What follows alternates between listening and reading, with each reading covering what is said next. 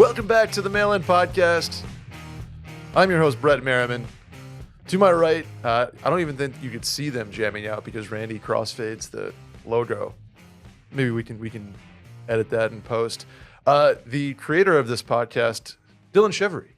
That's a tasty little tune there, man. Yeah, a little lick. I don't think I've heard that one yet. No, it's It's a new John? Glad you listen. How long have you had that one? Those pretty much for 2 years. Yeah. No, okay, then I have. Then I tuned it out or something because Okay. I've definitely listened in the past 2 years. He always skips the intros. That's Dave Ruff. Was also on this podcast before myself. Hey, Dave, welcome back to your show. Hey, man. Well, I just pressed record, basically. But yeah, thank you for having me on. I'm looking forward to answering some questions, being a big help, and not at all paying attention to golf. It's not what I'm doing. Not even open over here. Can't confirm he doesn't have an open on his lappy. So No, I do. I have the leaderboard up as well. We're, of course, talking about the United States Open from storied L.A. Country Club. Dave, you familiar with this the exclusivity over there at LACC? Yeah, I've been on the wait list there for a few years now. Oh, yeah? It's very tough, very expensive. It's like You know- a $200K initiation, Yeah, which I can't afford. But Okay. I am on the wait list. just in case. Just you never know. May end up on the West Coast and have a lot of money. You did say you wanted to move to California. Yeah, I don't know if LA is my play. I'm Okay. more of a, San Diego guy. It's the Marine layer, Dylan. But you got to get in where you can get in. It's You very do. expensive part of the country. Yeah, taxes and all that stuff. The weather does seem nice, though. This governor over there, what's his deal? Gavin Schwarzenegger? Newsom? Dylan, you're always complaining about his shit. we're not doing that, Dave. We're not doing political stuff on here. Okay. Dylan's kind of an LA guy, you think, right? I'm not an LA guy. Yeah. No, you're not How at all. so? I'm kidding. You could do Santa Monica, though. Never been. You have to have the scum vibe. I don't think Dylan doesn't have much of a scum. No, vibe. I know. That's what I'm saying. He wears polos too much. Like Abby moved to Yeah. LA, and polos are famously out according to Abby. Yeah. And I'm not a plain black T-shirt guy. No, and you don't have forearm tats, but you do smoke an occasional cig. you are a so- plain white tees guy, though, right? One, I've had two, a- 3, 4. I've had a cig in a year and a half. You were on this podcast or a podcast recently just begging for cigs. I'm going to try to start smoking, but it's been a long time. We should do one at Klein's wedding. Something tells me there's not going to be a single cigarette in the house there. Really? We'll see about that. But Yeah. I will partake. That Barton Creek patio is a nice little John for a sig. Yeah, sure. Anyway, we're the Mail-In Podcast. We answer questions. Maybe you can walk away with something useful. Maybe get a laugh in. With these two knuckleheads, I'm sure that'll be the case, right, guys? We like Please to have fun. Tell Oh, a friend about the pod. Send some clips. Subscribe on iTunes. Follow on Spotify. Hit the hotline number 888-362-MAIL. That is 888-362-6245. Or you can write in at the link in the Twitter bio at Mail-In Podcast. Hit up the store, washmedia.shop, and hit up the YouTube to see Dylan and Dave. If you're completely unfamiliar and you're one of my friends who just listens to this pod and doesn't know what Wash Media is, really, you can see their faces at youtube.com/mail-in-podcast. You guys ready to get going? You know what? I am ready.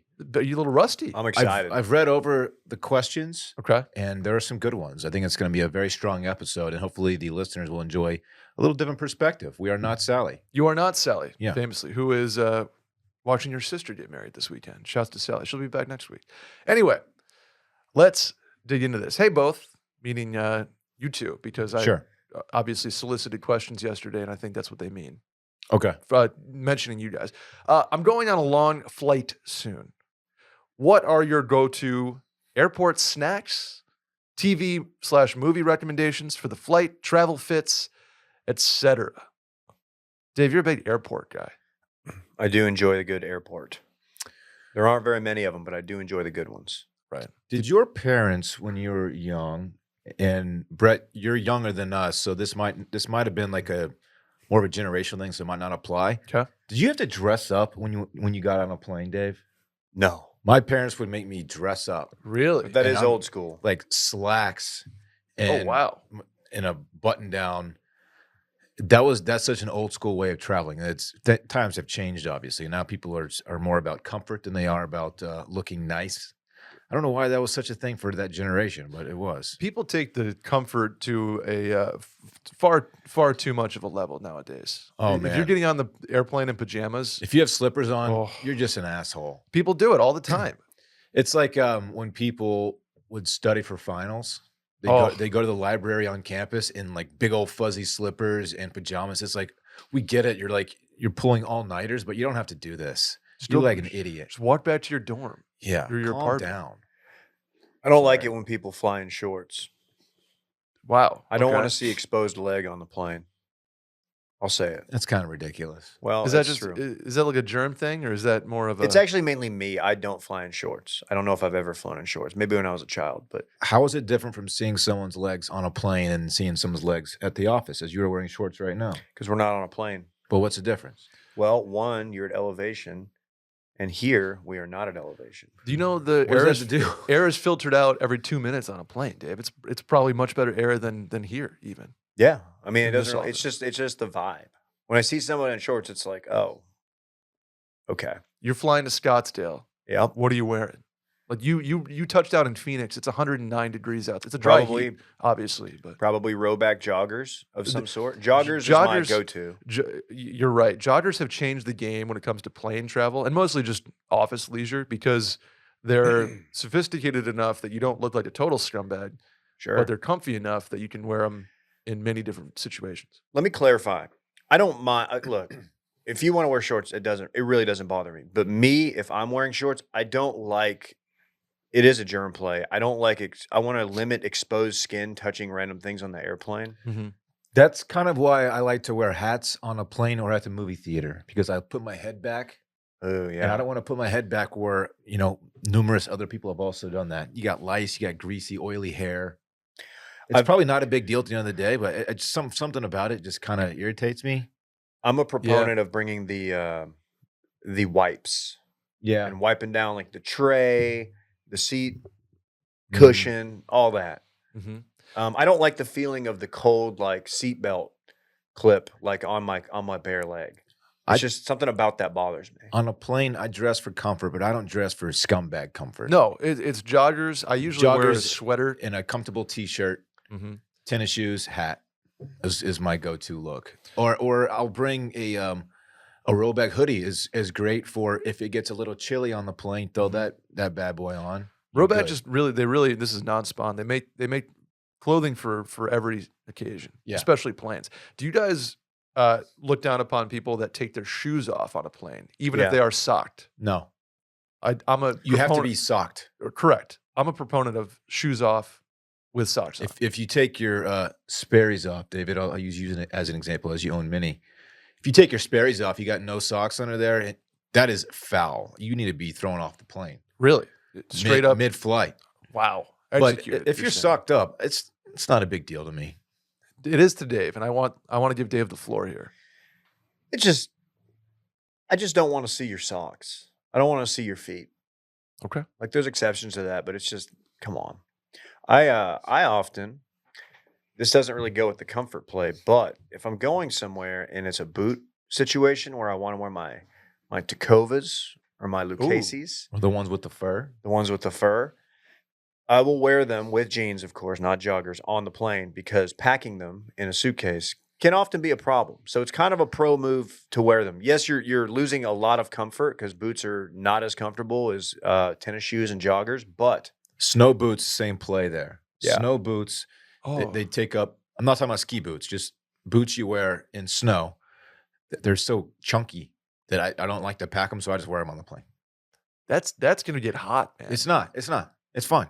Okay. You keep them on the whole. I flight. keep them on. Yeah. Wow. Yeah. There's not really much of a sweat situation. you know what else I like about wearing joggers? You're not gonna have to worry about a belt. Security and stuff, like you don't have to, you can just skip the taking the belt off. That's big thing. old facts from Dave there. You Yeah. got to think about that. Rachel and I were going to, I think it was Atlanta, I can't remember, but we were bringing cowboy hats. That's annoying to wear on a plane because Yeah. the hat hits, you can't sit because it hits the back of the seat. Dave has that problem with his fedora too. Right. That's true. Well, the safari flaps usually like drape out over the back and it bothers the people behind me. Oh man. Snack situation. Yeah, hit me with your snacks. I'm doing protein bar or like a some kind of a trail mix situation. Do you when I go to the airport, sometimes to get where you need to go, you have an early morning flight, for example, and the Starbucks line is like 9 miles long. I get most of those people are getting coffee. If you're getting breakfast at the airport at 5:30 in the morning, like full on bacon, egg, and cheese, what are you doing? What are you doing? Sounds like they're getting breakfast. I can't. But like, why do you need breakfast? That like you're that hungry when Okay. you wake up in the morning? I think it's usually because they're about to get on a multiple hour long flight, and they're going to get Man. hungry at some point if they don't get a little something in the tom tom, or bring a taco with you and eat it an hour into your flight. Oh, I get hungry. I don't care what time I wake up. I get hungry about 2 hours after I wake up, whether it's at 4 a.m. or whether it's at 9 a.m. okay. I'm going to get hungry 2 hours after I wake up. So I got to have something for the tom tom. Dave and I are famously intermittent fasters.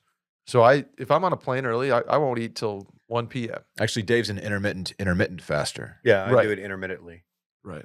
But I do have that mindset. It makes it easier. Yeah. Maybe if you want to throw a protein bar in there just in case. I also subscribe to you can't bring hot food on a plane. You can get hot food on a plane. Yeah, Don't bring it on a plane. I tend to agree. I mean, I don't count like a taco wrapped in foil. I mean, like, you know what I mean? That's I'm not doing a little baby back ribs on a plane, but I'll take a hot taco for sure. Like I'm mostly thinking of people bringing like Popeyes. that sounds fucking tight. I might get Popeyes. That does sound. I haven't really had it in good. so long. I think that's a bad rule that you just came up with. I don't like it. buy. It's buy like smelly. a fried chicken sandwich at what's that place in the Austin one? Torchies. No, Birdies? No. Fly Fly Ride. ride. You bring that on. Do that. That's totally fine. Get out of here. My play, I don't really my tum tum is pretty strong these days, believe it or not. But if I do have you have beat the invisible enemy of diver tick. well, I've definitely I've stemmed the tide on it, if you will. Okay. I don't typically I like to just not eat because I don't want to introduce anything to my stomach that may not agree at 10,000 feet. I just don't want to be that person. And I don't think I've ever had that on the plane, but I've heard bad stories. It's not great. So I like to minimize times I have to get up, and so that means not drinking a bunch of coffee before I get on the plane. It actually that is what it means because coffee makes me pee. Sure. Yeah, I'll just have one little bottle of water and I'll just slowly sip it. People love the airport beer, and I, much like you, have to pee a lot. So I go to the airport glass of wine way before I do an airport beer, especially on a layover, because I don't want to have to pee during my ascent or descent, for that matter. Yeah, I don't know, man. The airport beer pre-vacation is undefeated. It's awesome. I'm getting a drink every time, even if it's 7 a.m. Undefeated. before a vacation. But the beer just gets it. Dave knows. You slurp that down. It's 16 ounces, and you're gonna have to pee in 9 Sure. minutes. sure. I very rarely will drink on a plane. Soft, Not dude. That's Fred. an NF confession. Yeah. I just- Dave, why? I don't know An because idiot. unless I get enough in me, like by the time, so let's say they stop serving, flight lands 40 minutes later, then you got to deplane, got to go get stuff. By that time, like your buzz is kind of worn off and you kind of got tired vibe, depending on where your trip is. Like if you're Vegas, okay. I was gonna say you touch down. touch down in you touch Cabo? down with the boys in Cabo or in Vegas or in some golf trip somewhere awesome. Cabo's different. If you 'Cause touch down they without throw a buzz, margaritas in your face Cabo, like, right away. you're 10 feet out of the airport and it's like, hey, here's a full a bar. bar. 2 actually. Let's fucking go. Yeah, Cabo's different. No rules. You ever bring your Nutrafol on a plane, Dave? I definitely have backed it. Yeah. Yeah. Dylan every brings it. time I don't go a day without taking my Nutrafol. Actually, Did you know that 80 million men and women in the United States experience thinning hair? Yet it's still not openly talked about, which Yeah. can make going through it feel scary and stressful. And that just adds to the problem, Dylan. Nutrafol is the #1 dermatologist recommended hair growth supplement, clinically shown to improve your hair growth, thickness, and visible scalp coverage for men and women. Dave, did you know that there are multiple causes of thinning hair? Yeah. I know all about it. Well, Nutrafol is the hair growth supplement that goes beyond genetics to target stress, hormones, nutrition, metabolism, aging, and lifestyle factors that may be impacting your hair. Why'd you point at me? Lifestyle factors, Dave. You don't think I have a good lifestyle? I think I you don't could use a I had to hang out with you. You chain smoke cigs. Yeah, you're ruining my life. Thinning is different for men and women. Nutrafol has multiple unique formulas for men and women to provide exactly what they need based on their biology and age, Dylan. Every formula is physician right. formulated using natural medical grade ingredients for Screw this reliable guy, dude. results without compromises. In clinical studies, 72% of men saw more scalp coverage and 86% of women saw improved hair growth after 6 months. Plus, it's also trusted and recommended by more than 3,000 top doctors. So here's the deal. You can go thicker, healthier hair and support our show by going to Nutrafol.com and entering the promo code MAILIN to save $10 off your first month's subscription. This offer is only available to U.S. customers for a limited time. Plus, free shipping on every order. Get $10 off at Nutrafol.com, spelled Nutrafol.com, promo code MAILIN. Let's do the next one, guys. Hey, Brett and crew. First time, long time. First off, just wanted to say hashtag Sal Dallas for life. Sorry she won't be here to Shout answer your out. question. Anyway, my boyfriend and I of 6 years just got engaged. I am over the moon. He's perfect for me and vice versa. I can't imagine me spending my life with anyone else, but I've been hiding my shopping habits from him for the last 4 years. We've been living together. I've racked up about 25 grand in credit card debt, and I've been shuffling things around to pay the bills. Should I tell him now or wait until after we're married since we'll be in a better financial situation on paper? Any help would be greatly appreciated. I got to say something right off the bat. I got here. a lot to say here. So Yeah, you go let first. me go Yeah. first, man. Over the moon is like a very old timey saying. What? Yeah, I'm over the moon for her. Ah. Oh, wait, what We're getting decade hitched is this this woman weekend. We're over the from? moon. Yeah, head over heels for this guy. I thought you were going to address the question. No, I don't but- fucking care. Okay. I got a lot to say here. What do you got, Dylan? Keeping this from him before you're married is, don't even entertain that as an option. That is a huge, egregiously huge mistake. Agreed. Terrible. I don't know if you've looked into the statistics of divorce and causes for them. Mm-hmm. Financial reasons are the number one cause of divorce. 20 to 40, I actually looked it up last night when I read this question. Okay. 20 to 40% of divorces are because of financial problems, Interesting. which is it's more than like infidelity, anything. You absolutely have to tell him what's going on here. If you wait, that's like the worst way to kick off a marriage is like, oh, you've been hiding. Get back from the honeymoon. Oh, yeah. by the way. Like if you're up front and you tell him he loves you, Mhm. he's going to marry you. He's going to want to work with you on this and get you out of this hole that you dug yourself into. Mhm. But if you add on to that, like the dishonesty of keeping it from him, that's the worst way you can start a marriage. Don't even entertain the idea of not telling him. When you bring it up to him, make sure you have like a plan of action that you've already like started to enact. Be like, here's what I'm doing to get this down. Mhm. Just want you to know I am not paying the minimum. I have canceled. I've got Rocket Money now. Sure. You guys familiar with this? Is that later? Yeah. You can't, just make it sound like you're being proactive. Like, look, I know this is bad, but here's what I'm doing. Because Sure. that'll make it sound like you understand the severity of the situation. I'd also recommend getting to the core of the issue and maybe talking to a financial strategist or maybe even a therapist. Figure out why you have these problems, why you keep spending money while you're in debt. Because Mhm.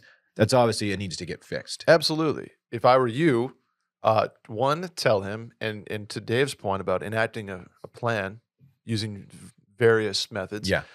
You could get, like basically a credit card consolidation loan, which locks you into a specific payment over time that you pay down your debt, but you're locked into paying that debt down over time at a certain rate. At That's a basically- lower rate at a than than your credit card's charging you. Correct. That's the whole, yeah. that's the whole, business plan behind debt And- consolidation is that they buy your debt and sell it to you back at a better rate. So, Yeah.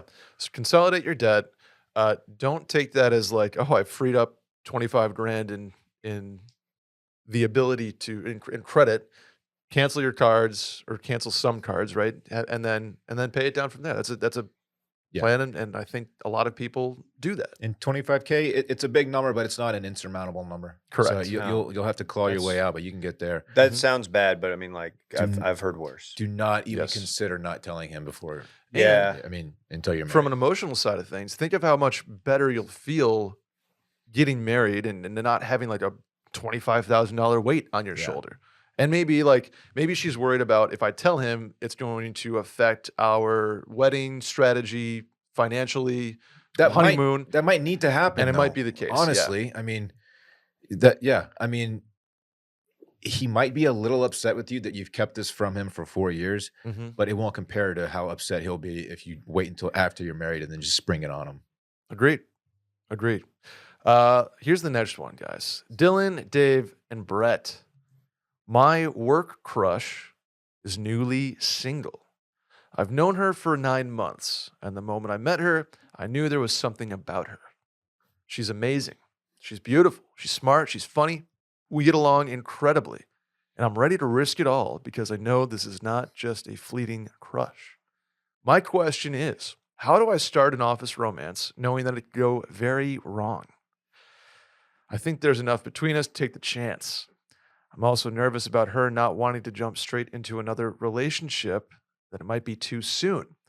But I also don't want to wait around for the quote right time and have her start dating someone else. I can't sit around and miss this chance. What is my move, Dave? Ooh. I think the best way to go about this is to get your boys who you were in an a cappella group in college with and call them up and get them all on the line and do a song, maybe Take a Chance on Me, in front of the entire office and kind of put her on the spot. That's one option that I've seen work before. Okay. If you were to go maybe another option, Dylan, do you have outside the acapella group? There's information missing that I would really like here. Okay. I want to know what kind of job this is. And that Mm. matters because if this is a job that you don't see yourself in for a long time, like maybe it's, you're working part-time, bagging groceries for the summer. I don't know. That's probably not what it is. Or if you're like a C-suite, someone in a big corporate, it matters because obviously this person, as they said, it could go very wrong.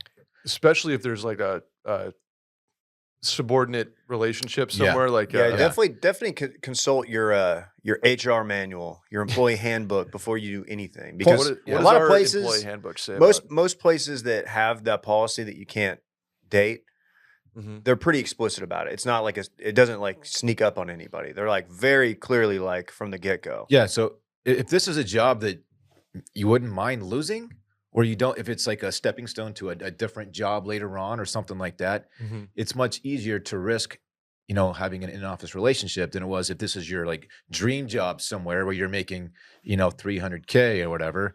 Totally different situation. So I would weigh that a little bit here. But It can be done. You're right.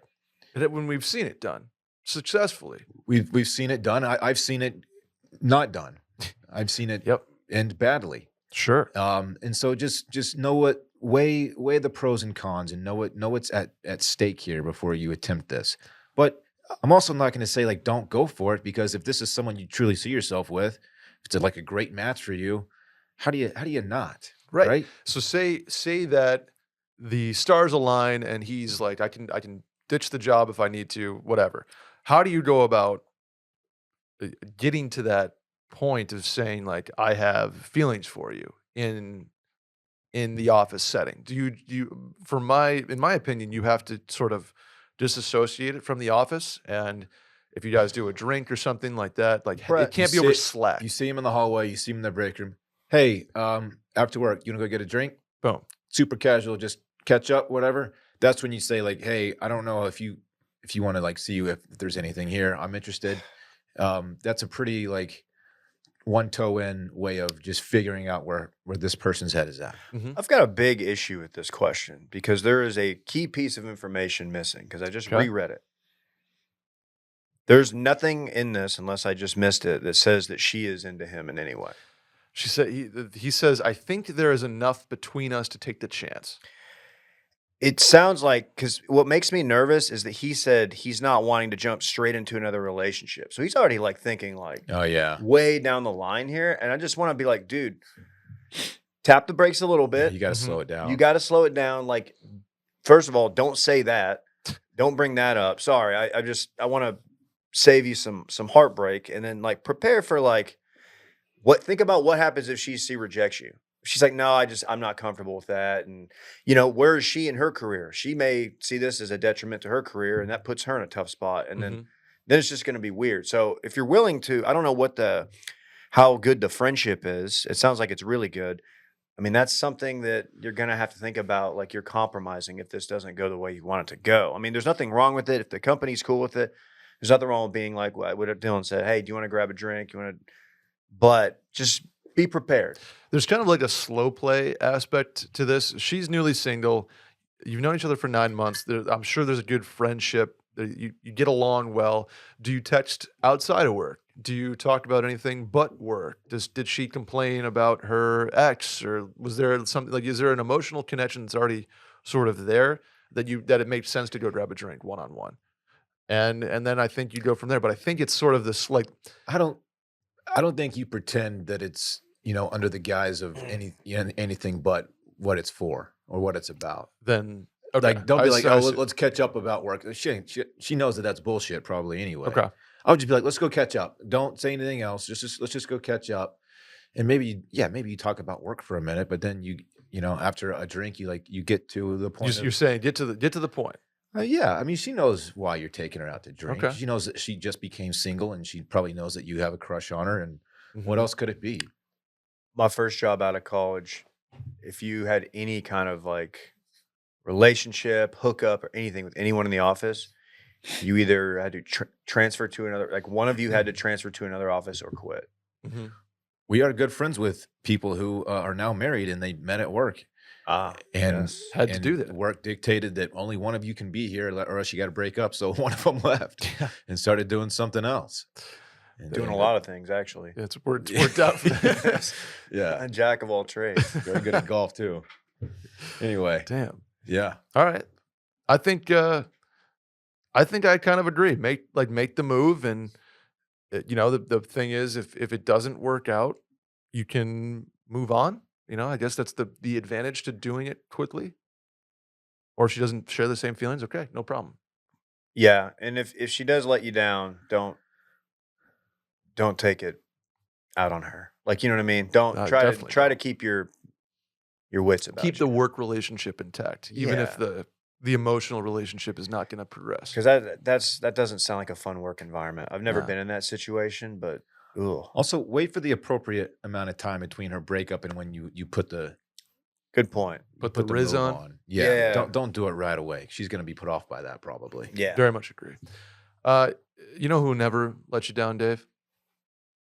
This must, Let me guess. must be about Squarespace. Is it Squarespace? It's Squarespace. You're absolutely right. Great. Squarespace is the all-in-one platform for building your brand and growing your business online.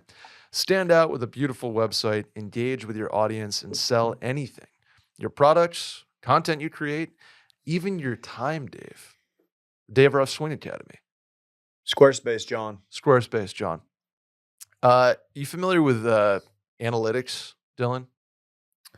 Yeah, I know about analyzing things. Right. Well, with Yeah. Squarespace, you can use insights to grow your business. Learn where your site visits and sales are coming from, plus analyze which channels are most effective. Improve your website and build a marketing strategy based on your top keywords or most popular products and content. Dave, they also have email campaigns. You're saying we got to get better at email. I've been saying it for years. Electronic mail. yeah. Well, you can Computer letters. stand out in any inbox with Squarespace email campaigns. Collect email subscribers and convert them into loyal customers. Start with an email template and customize it by applying your brand ingredients like site colors and logo. Built-in analytics, like I mentioned, measure the impact of every send. If you've subscribed to the Wash Media and or Sunday Scaries email, you get early access to products. That's right. It's Such a as- big player. It really is. It really is, Dave. So here's the deal.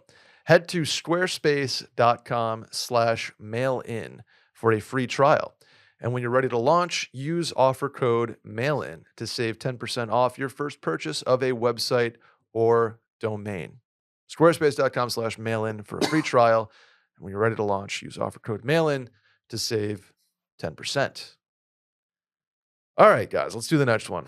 Sup, Dorn and Brett. And Dave. Hey. Damn, dude. Here's the deal. This one out. Sure. I caught feelings for my ex-girlfriend's best friend. Mm. Good news. She has caught feelings too. Bad news. We are unsure how to break the news or go public with it. Here's the backstory, Dave. The ex and I broke up 5 years ago. It wasn't a great breakup. She cheated on me, but she is now married. Ran into my hopefully new girlfriend at a baseball tailgate in March. Started chatting and met up with her after the game. That led to a hookup that night. I enjoyed hanging out with her and asked if she wanted to grab dinner and drinks a few days later.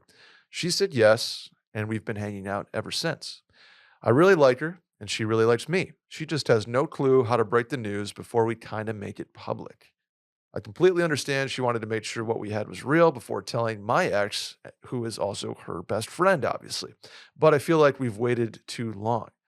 Also, if she's married, isn't it weird for her to be upset? Any help on the situation would be appreciated. Okay. Dave, you're a lawyer. Package. Hi. Where does the statute of limitations fall as far as dating an ex Well, or an ex's best friend, I guess? so I'm assuming they still keep up if they're still best friends. Oh, yeah. Very much involved. Sounds like same hometown or same town they're all in. That would make sense, yeah. I get it's not ideal for her, for this guy's ex who cheated on him and who's now married, Mm-hmm.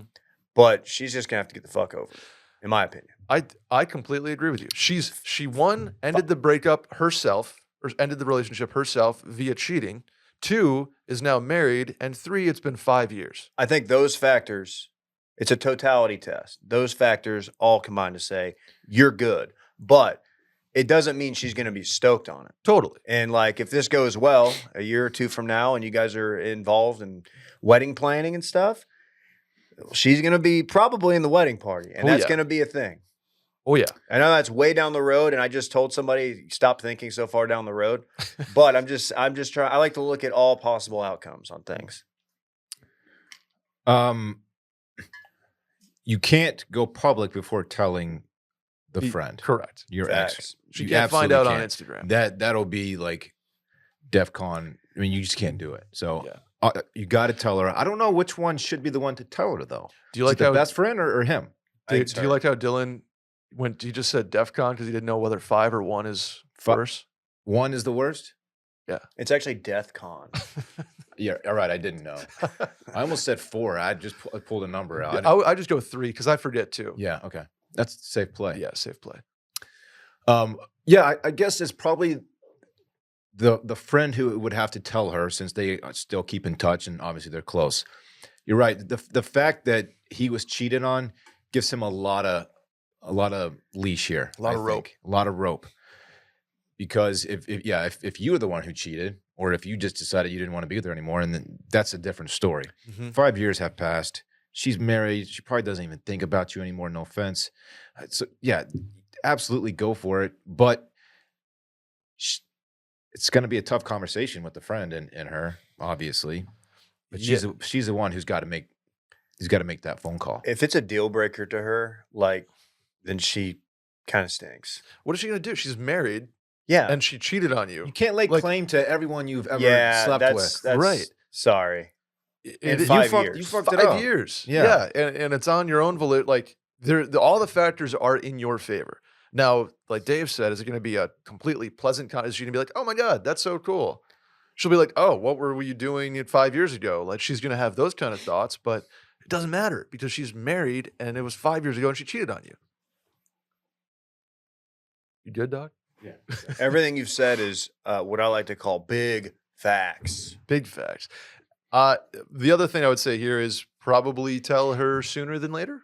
Let's get it out of the way. And People talk. You two are going to feel much better after this conversation has been had. Definitely. And even if she is a little rattled or I think it's going to be more of a fleeting kind of thing because in a way, like she brought you guys together. Maybe she is like, oh, that's kind of cool. Like it's been 5 years. I'm married. I don't care.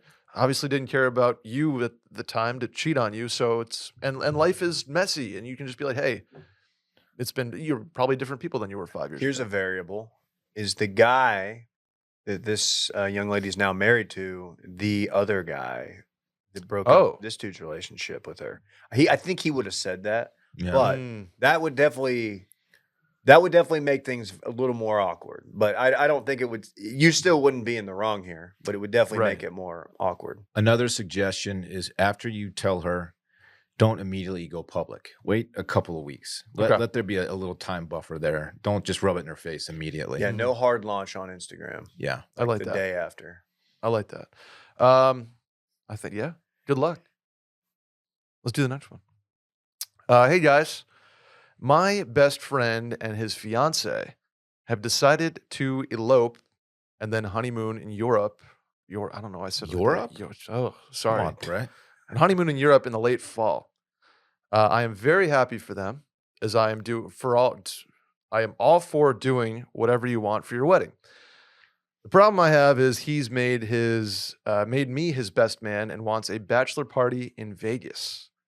He gave me a list of guys to reach out to and start planning. The problem is nobody, including me, wants to spend the money to go to Vegas to celebrate an elopement wedding.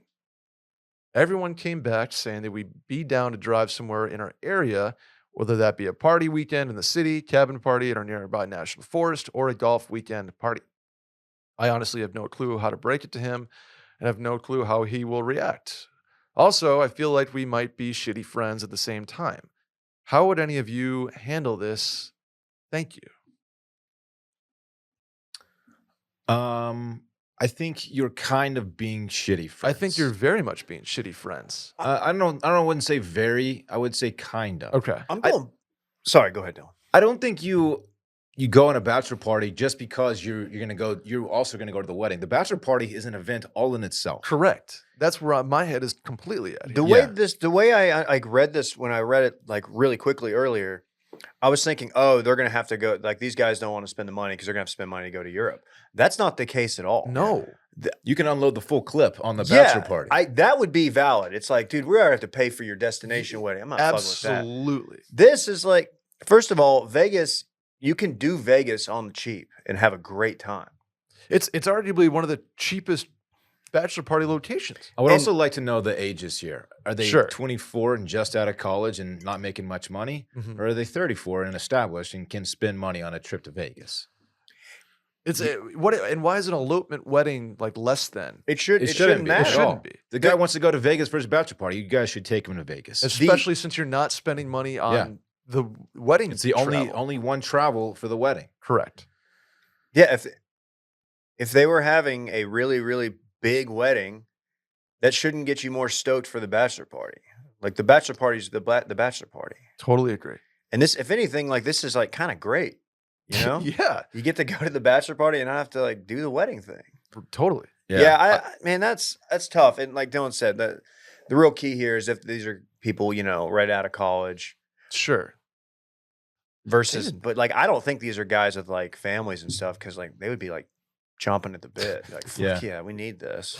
You need to take your boy to Vegas. Like you can do it relatively cheap if you might, you know, you're not going to stay in a penthouse anywhere, but you can you can stay on the strip for, you know, probably $120 a night somewhere. Absolutely. Flights are not bad. They artificially take down the prices to get people there. You can't throw down yellow chips, you know, on the blackjack table, but you can gamble a little bit too. Absolutely. Yellow chips, he says. Yeah, he knows the chip color. Yeah, this guy, this big baller. He's been brand. to Vegas. He's been to Vegas. Fuck yeah. I think yellow is 1,000. Purple is 500. Purple's definitely 500. Red that's is about 5. That's about all I have in my. Green my is clip. 25. Red is 5. Black is 100. Boy, there's no better feeling than like. Did I get that right? Sounds Dillon, right to me. I don't know. I think I got that right. I think yellow's 1,000. I love reaching my hand in my pocket in Vegas, pulling out my chips and seeing those like reds. You're like, oh, Still got you, like, you still have ammo. you're still down like 1,500. Oh yeah, but but you, dude, there's still always a got chance. these. Let's go. I found the roulette table to be very fun. It can be very fun. It was very fun on Klein's bachelor party. Klein, like he had the method, Yeah. and I was just going red black because I was like, I don't want to mess. He's like, oh, the spine, hit the spine. I'm like, what the fuck's the spine? Yeah, It's I just don't the know. middle column. It's just it's random. Roulette? Yeah, Oh, that's the worst game in Vegas. I hate it so much. The people who post up there and just like sit there for hours, I want to do like a little like think piece on them because I'm very curious. Like, what is your play here? it's fun when you have a big group of guys, especially to do the move where you all put $100 into a pool. You put it on red or black at the very you walk into the casino. Everybody's already decided that they're going to do this. You put $100 together. For everybody puts 100 in. Put it all on something, and then it either sets the tone incredibly or like you all just lose $100. Yeah, But that's fun. that's a lot. The of guys fun. that post up there though, I don't get that. It's 'Cause just a coin, it's a weird coin flip. scene. Yeah, it's just I don't know. It is a like an ASMR noise, like the Yeah. I don't trust the video ones, by the way. No, God no. Well, like to announce that I got the colors right. Nice. I nailed that. That's really Hell huge yeah, for you. dude. I don't know what's after 1,000. I'm not a big baller, but Is it they 5,000? do have. I just don't know what color I mean. Oh, Yeah. Anyway, I nailed that. you are You color. did. You I wonder are what those color are about. blind. So I'm. I am colorblind. Yeah, you are.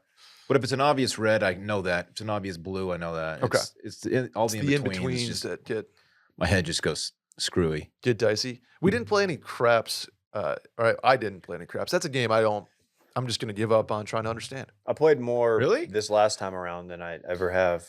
Klein's brother They're pretty much gave me a good. The Klein's family are proficient craps The players. thing about craps, if you were to just take a towel and cover the entire middle of the table, 'cause those are all side bets, Oh. it makes the table look much less imposing and much more easy to digest.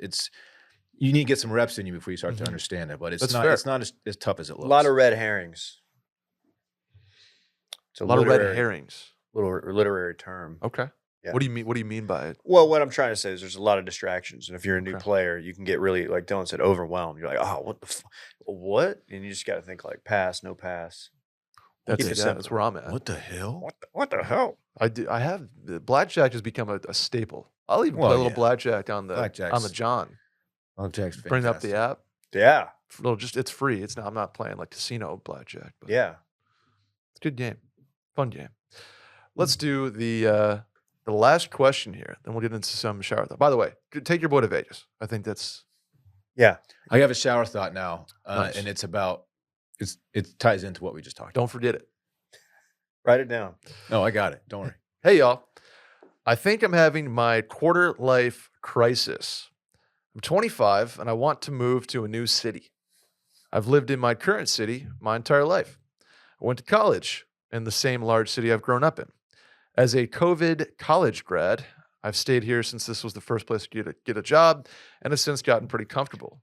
A majority of my family and friends live here, and for a while, it's just been easy to stay here. I love my childhood and growing up here, especially being so close to all of my loved ones. However, I recently traveled for a week to a new city and felt a level of calmness I haven't felt in ages. Not having to be in a normal space was so relaxing, and the thought of being away from it all seems nice. Obviously, this seems like I should move. However, both of my siblings are in college several hours away from our hometown, and as someone who has lost a parent, it's really weighing on me that I would be also leaving my mom alone if I were to leave for a new city. I've talked with her, and she said, it's my life. I can do what I want. This also isn't taking into account the stress of moving. What if I don't like my new city, friends, etc.? And was I only feeling that way since it was a week? In my current city, I'm single and my lease is up in a few months, so it seems logically like the time to make a change. But how should I move forward? Brett sort of went through something like this, so what's your opinion? I did go through something like this. I can also provide the perspective as someone who never did this. Um, But you go first. So I think, I did this, I guess, sort of in something similar where I moved from my hometown of Saratoga to Boston for school, but you're kind of bouncing back and forth. And then New York for 3 years. And then that's kind of the time I decided to make a big move. And I experienced many of the things that you did, where it was kind of a level of restlessness, but comfort. I was close, but not too close. I could kind of be my own person in New York and still feel connected. But you kind of visit Austin or visit DC or visit Denver and get a little grass is greener feeling. That's normal. Um, and I think I decided it was more the job, I guess. For me, the opportunity was too good to pass up. So I don't think I would have moved to a new city without like just to get out and then find something there. I think it was always going to be for me find something and then move because of that. So that probably would take some of the stress out of your decision. But yeah, it sounds like if you're 25, you've lived in the same place forever, and you have any sort of feeling, it's never going to leave you. And the thing about moving or life in general is that usually you get and you're 25, young, healthy, you probably have a chance to come back if you need to. It's not you're not making a decision at 30 something with a wife and kids, and you kind of have to. You're not buying a house. You can go get a 12-month lease, see how you like it. If you hate it, you can always come back. So I think that's where I would be. I would make sure you have an opportunity lined up, or at least some sort of situation that you can make some money, be comfortable, be close to a social scene, downtown, young neighborhood kind of thing, and give it a try. And because you'll never not have that feeling if you stay where you are. But I get why you want to. I get why you would. So, in my opinion, go find an opportunity, follow it for a year, and see what you think. And so I will give it to Dillon, who has the opposite side. Yeah, I will. As someone who, look, I'm 39 years old, and I've lived in or around Austin my entire life. And don't get me wrong, it's a great city. I grew up here. It's my home. My son lives here, and his mom lives here too. So I'm not going anywhere. Mhm. I don't really have the option to move away at this point. But I will say I regret not moving away when I was in my mid-20s. Mhm. I would love to have that one back. I'd love to experience life in a different city, somewhere that's cooler, somewhere that has mountains nearby, and just a different scene. I would Mhm. have loved to experience living in a different city, because all I know is living in Austin. Again, Austin's a great city, but I've never lived in Denver. That's probably where I would live. It's just some place like that. So go for it, because you only have one life, and just don't look back and be like, man, I should have done that, or what if I'd done that, because you're gonna regret it. Yeah, and that's kind of where my mindset landed in doing something like this. It was like, well, if I don't do it, or don't look to do it, or don't seek it, I'm always going to think, what if? And you, as somebody who has lost parents, and you have lost a parent, life gets pretty short in that case, and you say, well, let's see what we can do, get it done. But I wouldn't again move to a new city without anything lined up. Don't just be like a, a thing in the wind, right? Move there with a purpose and with an intention and a opportunity, and that'll make it Yeah, easier. get a job lined up. Yeah. Just go try it out for a year. If you don't like it, move back. That's not much time. No. You won't miss much in a year, I promise you. I don't really have anything to add. I think that's pretty well said. It's a tough. That's really nice that you're thinking of your mom. Mhm. Clearly, family is important to you. But your mom wants what's best for you. Yeah, And and she's gonna want you to spread your wings a little bit too. yeah, it's part of it. That was something that I went through with my dad when he was sick. He was like, I was like, Dad, should I want me to come home for the summer? And he's like, fuck no, go do your thing. And I think a lot of parents kind of have that yeah, we're good. Make Go sure do your mom has thing. an iPhone. FaceTime. Yeah, FaceTime your mom. Got to FaceTime mom. Got to do it. That's gonna do it for questions. But we have this segment called Shower Thoughts, Dave, where we talk about what you think about in the shower. Yeah. Mostly just those creative thoughts. You're just like, huh, I wonder about this. So we'll lead off with Dillon since he has it right on the tip of his tongue. What do you got for shower thoughts, Dillon? So I have to admit, this is something I've discussed before. Okay. I believe on circling back. But talking about poker chips and gambling in casinos, I'm going to bring it back. Hit me. So it's really difficult to counterfeit money, right? In theory, yeah. But a poker chip, something that it's made of clay, wouldn't that be much easier to counterfeit? You take a stack of real chips home with you. Okay. Which you can do. You can't, absolutely. You mix in a couple of your fakies, and you go just trade them out real quick at a roulette table or blackjack table. Maybe that's done a lot, and I just don't even know about it. But why isn't it done if not? Because it seems like it'd be really easy to do, and there's probably a great answer for it that I'm not even considering. But yeah, why not? My first instinct is there some sort of like RFID chip or receipt Possibly. or something like that in each Might chip? be some kind of a chip in there, Barcode something somewhere. that you can't see to the naked eye. That the cameras pick up, or they have something that scans. I don't know, probably, because otherwise, it seems like it'd be an easy play. But And my second instinct, which I guess this applies to counterfeit money as well, but if you get caught, you're gonna get whacked. okay, counterpoint: if you get caught, oh, I got these from the casino. Yeah. Prove me wrong. Sure.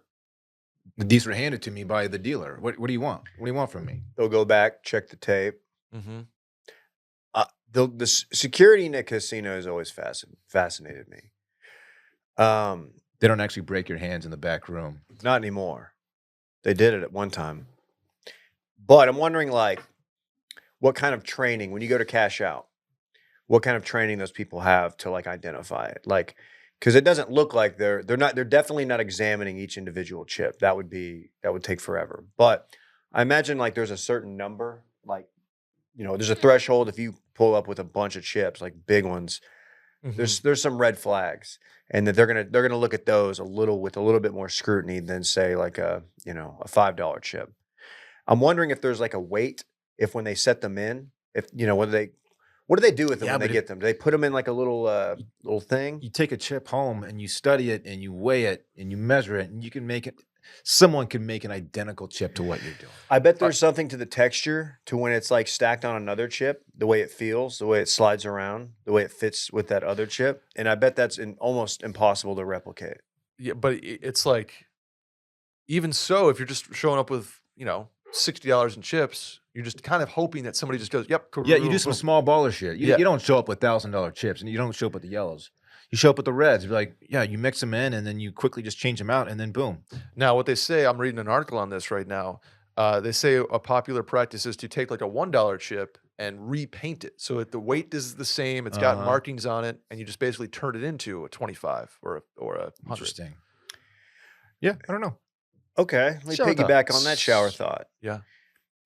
Does this invoke the power of the Secret Service? Because the Secret Service is in charge of enforcing counterfeit money laws. So the They Bureau, the investigate. ATF, alcohol, tobacco, firearms, or whatever. No, it's Secret Service. Really? Yeah, it's a weird deal. Yeah, I don't know. I don't know. But I'm just wondering, because it is technically counterfeit money, Mm-hmm. but it's in a different form. That's a really dumb question that I won't have to face in my life, hopefully, unless something goes really wrong.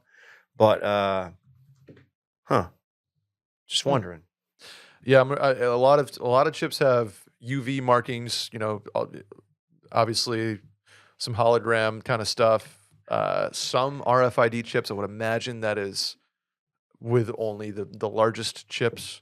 Yeah. And they say $100 chips are the most popular counterfeit. Not too high, not too low. Okay. Interesting. Here we Dave, go. do you have a shower thought?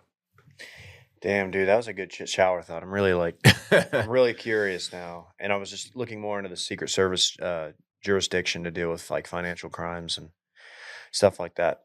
A lot of people don't know that. I'm wondering. I often, my shower thoughts in weeks that lead it to a golf round, a round of golf, which I am playing tomorrow.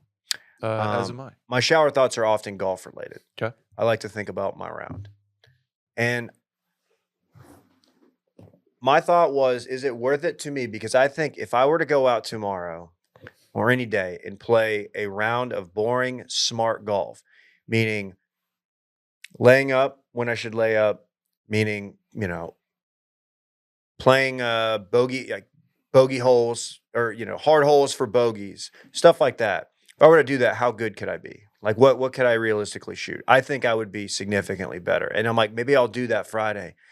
And then I'm like, is that even worth it? Like, am I going to lose some juice? Does that take all the fun out of playing? I don't know, because I don't think I've ever, even when I played like competitive high school golf, I was an idiot. Mm-hmm. So my thought is, how much better would you be? And you can answer this question if you played a smart, you thought about it, every hole you approach it, you're like, okay, pin's over there on the right. There's a ton of green left. I'm going to aim at the left part. This is not a birdie hole. Dave, I've told you guys this. I think I have a pretty good iron game, a pretty good short game, and I can't drive the ball. Like if I started from the middle of the fairway, which is obviously like no shit, Brett. I think I break 80 every round. If you had Rory's distance, it would be stupid. So yeah, I've never Can't let played that just go. a smart round, like take the driver out of the bag. I Is would what I love should to, do. I would love to see you do it because and this I guess applies to Dillon too. Y'all are both long with you could have 3-wood and Mhm. be fine on most of the courses we play. Yeah. It's just a matter of is your 3-wood that much straighter and consistent than your driver? It's I a also think great if I had a question. spotter like these guys have, you'd find my balls are in the weeds.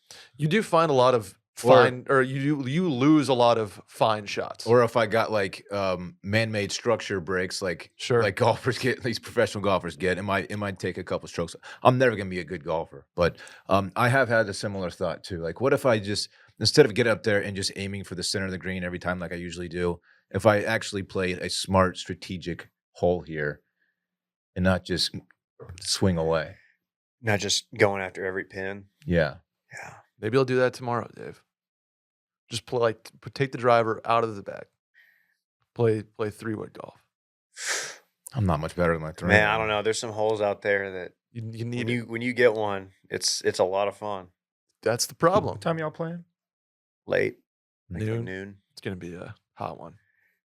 Hopefully the wildfire smoke, or I guess it's not technically a wildfire, the controlled burns from Mexico, the smoke has moved out. Because it is, I gotta say, the last 3 days have been Dude. possibly my least favorite Austin weather days ever. Because we've got the rare combo of heat, 100-degree heat, extremely high, like rainforest level humidity, and then smoke and haze. It's just fucking nasty outside. Air quality's bad. Yeah. Haze is bad. It's supposed to feel like 112. Like it. Fuck yeah. I took a picture of this last night. The heat index for Tuesday, as of it's back to 112, but as of last night, said 115 You should have moved to Denver for the dude. Tuesday heat I index, know, man. which is that's ridiculous. Ridiculous. What's your ST, Brett? This goes to something I brought up at some point recently in this office. I said, if I were to have a bachelor party, I would want to play a scramble as far as the golf component of my bachelor party goes, like we did for Dillon's. Had a blast. Remember that putt I hit? Well, it's like a 72-footer. Mm-hmm. Right, to win the Canadian Open. Sick. Somebody, I believe it's Dave Ruff, not to name names, said that scrambles on a bachelor party are a terrible idea. Did I? Bad take. And When did I say I was like, this? why is that? Why are scrambles on a bachelor party Explain yourself, not bitch. good? I don't. That is not my opinion, but I'm happy to advocate for that side. I think whoever, whether it was you or Will, said that people want to play their own ball, especially if they're better golfers. And we kind of did it for Dillon's because of the weather. Not only that, but because we had skill levels of all spectrum. Which I think is what makes a scramble kind of fun. Exactly. Yeah. Dylan's bachelor party was so if you got there in time, you got to play your own ball. You got to play a round right when we got in at a different course where everybody played their own ball. Of course, that was Dave Ruff's flu game. That was my flu game. I was his partner. Thank you for. I'm happy I didn't get you sick. Me too. I was really worried about that. But the next round we played a day or two later, hard course, extremely windy. None of us had ever played it. Not that that really matters. And yes, like Dillon said, you had people who've played golf a handful of times, if ever, and then people who play every month, every week. So it was a lot of fun. If your skill level is, if you have a group of guys who are all avid golfers, borderline single digit or single digit golfers, I get why they wouldn't necessarily want to do a scramble. Okay. But I don't think that's me. Counterpoint, a bachelor party, golf is not the main event. Golf is, you're there to, you're going to drink and you're going to act like idiots for 2 days and you're going to go home. Right. It's just about maximizing fun. It's not about going out there and keeping a score and seeing how low you can go. It's just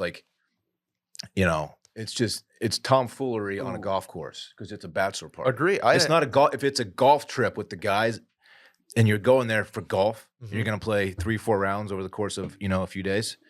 Totally different than a bachelor party because that's just let's just have as much fun as we can and get the fuck out of here. And oftentimes with a bachelor party, you're mixing friend groups. Yeah. And it's a great way to invite some camaraderie from work guy to high school buddy. Agree. I would argue if we are at a bachelor party and we're playing a very, very nice course, let's say it's like a $250, $300 green fee, something crazy, which those are out there.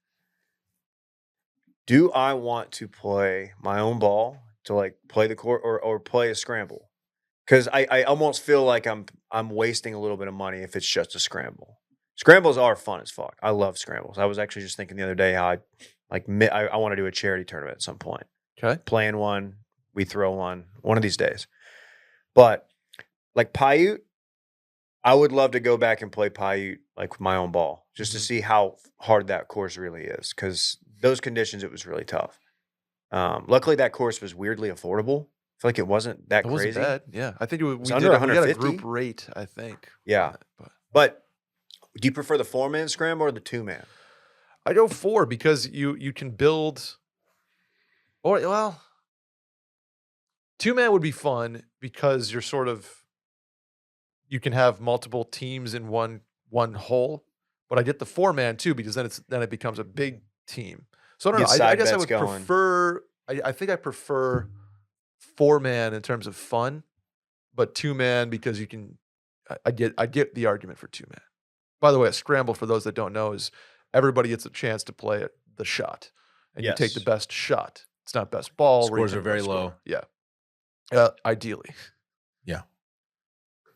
That'll do it for the mailing, guys. You have a good time?